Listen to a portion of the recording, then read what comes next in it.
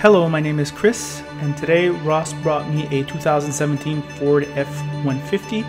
Although not a truck reviewer, I use these a bit in previous work, so I have an idea about what makes a good truck. I hope you'll find this useful and interesting. Like the SUVs, trucks do not really differentiate themselves as much as cars do, as every truck I have ever driven felt quite similar. I can tell you after driving this Ford, there's a world of difference between trucks of 15 years ago and today. Exterior styling is a personal thing. Every truck owner has a distinct preference. Meanwhile, this one looks very good. The F-150 is the #1 selling truck for as long as I can remember. Snooping around, Ford tries to make it easier and easier to get up into the box. As you can see, clever design increases safety, though not my maturity. Observe how easy I get aboard with my gear. In real world, getting inside the F-150 box to tie things down is a breeze. I can certainly see this support pole being useful when cleaning up at the end of a long day. Much safer indeed. Good job, Ford. Plenty of room in this box with a feeling of quality that is evident. I could easily see myself stick a skidoo in here and take off for a long weekend. Looking around, there is no escaping the familiar truck shape that truck drivers love. Montreal people have difficulty understanding just how popular the F-150 is outside the city. Four-wheel drive, a heightened driving position, practicality, and an increased feeling of security are top reasons for this successful class of vehicles. Inside, there is a lot of room. Ford has magic seats in back, and I do not understand why there aren't these magic seats in Fiesta and Focus, for example. Storage abounds here, and all the plugs you can imagine are available to recharge your tools when you swap batteries during your break. The interior is where the most improvement has occurred in this class of vehicles. The beauty of competition in a free market is that everything gets better. This particular model comes with various packages, which includes the coolest looking seats made of suede and leather. You'll appreciate these cooled seats as I did, and the dash layout is simply perfect. Sync 3 and 360-degree view cameras are also welcome. As with its rivals, you can configure this truck to your heart's content. Just know that Ford isn't a charity, and the more options and engine options you take, you can easily double the base price for a fully loaded version. This Lariat is well equipped, and if you have the money, just buy it. It looks like a boss.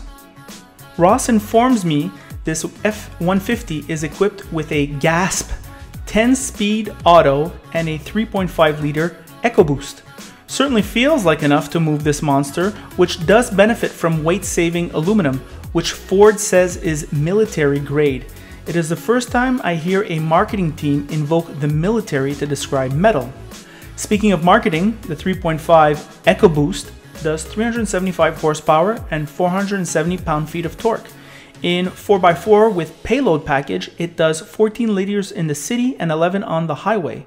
The non-payload package, you save half a liter.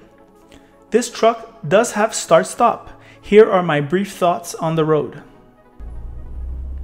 Hello car lovers, or should I say truck lovers. Today Ross brought me the Ford F-150. Ross is an Army brat and he loves trucks. And he writes for the Army, so he has to get these vehicles, and he loves them anyway. So I'm going to review this as a non-truck enthusiast. However, I did work a lot with trucks before when I was younger, and it seems to me that the truck world is the only world in which brand loyalty still means anything. And I have many relatives and friends of relatives who are they going to buy the same Ford over and over again, or they're going to buy the same Chevy truck over and over again. However, with their everyday cars, such as their compacts or their midsize, the brand loyalty is less apparent. That's the first thing to say about these vehicles. The second thing to say is how much more refined they've come. Like, I used to work with these 15 years ago. My God, these things are so much more refined. These interiors are actually nice. Much less rattles than what was a long time ago. Also, like, if you can pay as much as you want for these vehicles, and they're going to equip it just like luxury cars. This thing has cooled seats, of all things. Cooled seats. My rear end is at the perfect temperature right now. And that's important, I think, when you work in when you do construction work. At the end of the day, like, you're all sweaty and you're all humid. It's nice to be in a nice, cool truck with a cool ass and a cool lower back, basically. Another thing that I like about this vehicle is just how soft it rides. It really has a soft ride. And also a hidden benefit of this vehicle is in the city. I'm in Montreal right now, which is the world heavyweight champion of shitty streets with bumps and craters. It feels like the third world. However, in this big truck with its large tires and its forgiving suspension and its just incredibly large posture, you don't feel those as much. It's less jarring. So that's another benefit. Another benefit I could say for driving these vehicles every day would be just in terms of security. Once saw a YouTube video of one of these big trucks hitting like a Yaris, I think, and the Yaris exploded and this truck was fine. So if you get into an accident with these, just in virtue of its size, your chances are a lot better, I think. Also, you're very high off the ground, so you have a very commanding view of the road. Visibility is very good in this vehicle. You have 360-degree cameras in this particular model, not all of them, but this one you do. And that's great, that's very convenient. You get all the regular Ford goodies.